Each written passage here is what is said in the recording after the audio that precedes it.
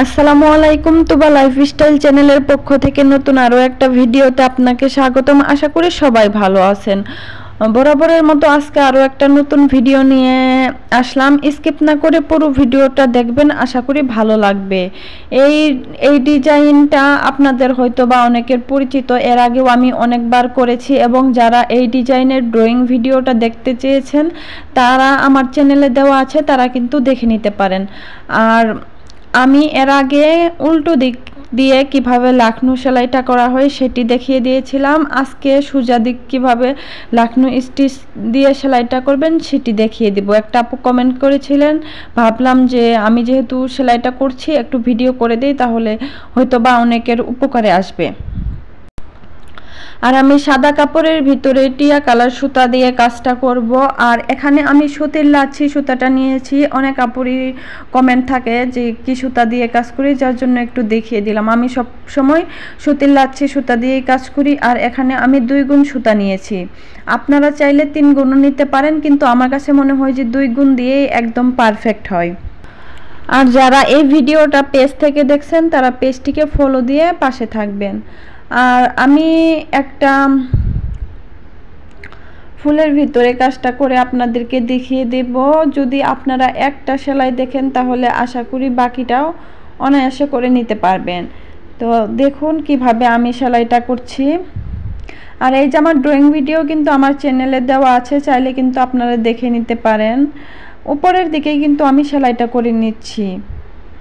প্রথমে একটা ফুল তুলে এই যে এখন শুধু একটু গ্যাপ রেখে উপরের দিকে বাড়তি করে ফুলটা তুলছি। আবার এইদিকেও একটু বাড়তি করে তুলে এইদিকে একটু বাড়তি করে ফুল তুলছি। ভালো করে খেয়াল করে দেখবেন, তাহলেই কিন্তু খুব সহজেই সেলাই করতে পারবেন। আর লাখনু স্টিচ দিয়ে সেলাই করলে জামা কিন্তু অনেক বেশি সুন্দর হয় আর দেখতেও অনেক বেশি ভালো লাগে। খুবই কিন্তু সহজ। এটা কিন্তু আমি উল্টার দিকে করিনি, সোজা দিকেই করেছি। আর যারা উল্টা দিকে করবেন তারা কিন্তু ড্রয়িংটা উল্টা দিকে করে নেবেন, তাহলেই কিন্তু হয়ে যাবে। আমার চ্যানেলে যারা নতুন, এখনও আমার চ্যানেলটিকে সাবস্ক্রাইব করেননি, তারা আমার চ্যানেলটিকে সাবস্ক্রাইব করে আমার পাশে থাকবেন। আর অলরেডি যারা সাবস্ক্রাইব করেছেন তাদেরকে অসংখ্য অসংখ্য ধন্যবাদ এভাবে আমাকে সাপোর্ট করার জন্য। আর দেখুন আমি খুব সহজেই কিন্তু সেলাইটা করে নিচ্ছি, খুবই কিন্তু সহজ। আর লাখনু সেলাইয়ের কাজগুলা কিন্তু অনেক বেশি ভালো হয়। আর এই ডিজাইনের উপরে কিন্তু এখন আমি জামা প্রি অর্ডার নিচ্ছি। যারা যারা অর্ডার দিতে চান তারা কিন্তু আমাকে অর্ডার দিতে পারেন। আমি আমার ডিসক্রিপশন বক্সে ইমো, হোয়াটসঅ্যাপ এবং ফেসবুক পেজের লিঙ্ক দিয়ে দিব, সেখান থেকে কিন্তু আমার সাথে কন্ট্যাক্ট করতে পারবেন। আপনারা আপনাদের পছন্দ মতো কালার কাস্টমাইজ করে নিতে পারবেন। যে কোনো কালারের উপরে কিন্তু কাজ করে দেওয়া যাবে। যদি কারো ভালো লাগে তাহলে কিন্তু নক দিবেন। আর এই যে দেখুন আমি সেলাইটা কিন্তু করে নিচ্ছি, আর দেখতেও কিন্তু অনেক বেশি ভালো লাগছে। আর যারা সেলাই কাজ পারেন, যদি একটু ভালো করে খেয়াল করে দেখেন, তারা কিন্তু অনায়াসে নিজের জন্য জামা কিন্তু মেক করে নিতে পারবেন।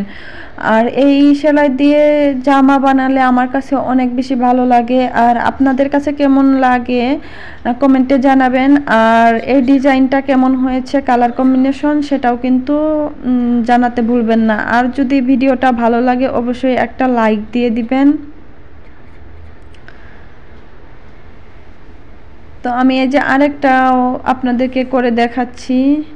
একই প্রসেসে কিন্তু আমি পুরো জামার কাজটাই কিন্তু করে নিব।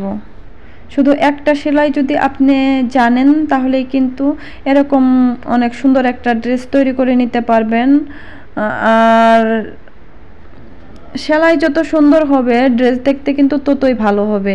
সব সময় চেষ্টা করবেন সেলাইগুলো একটু সমান করার, তাহলেই কিন্তু দেখতে বেশি ভালো লাগবে। ছোট বড় হলে আসলে যে কোনো সেলাই হোক না কেন, যদি সেলাই ছোট বড় হয় সেক্ষেত্রে কিন্তু দেখতে তেমন কিন্তু ভালো হয় না।